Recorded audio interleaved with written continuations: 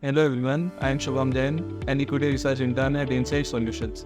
The topic that I am trying to cover today is the impact of macroeconomic factors on equity reports created by analysts.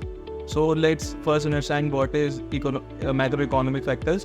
Macroeconomic factors are basically the aggregate economic conditions that affect the economy as a whole and depict the nature of the economy, that how an economy is performing. It includes various factors like interest rate, inflation rates, employment rates, GDP, growth rate, etc. Now, how it impacts equity reports created by analysts.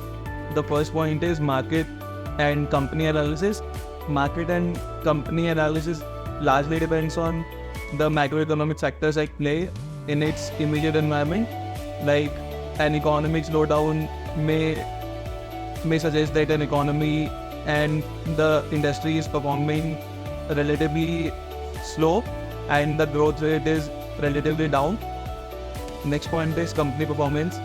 Macroeconomic factors will play a crucial role in company performance as well, like slow GDP rate and low interest rates often depict an underperforming company due to its low rate of sales, low rate of growth, low profitability, etc.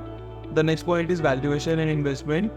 Now the analysts had to continuously change the discounted rate in their models continuously according to the economic conditions prevailing in the country at a given point in time, and they have to generally change and re-evaluate the discounted rate and other inputs used in their models. Next point is risk assessment.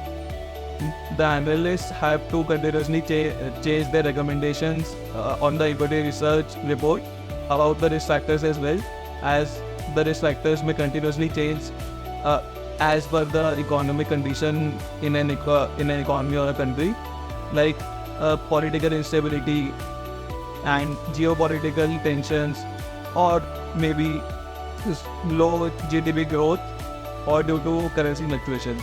The next point is global perspective. Now it is mandatory to know that macroeconomic factors play as a whole and the interconnectedness has to be there.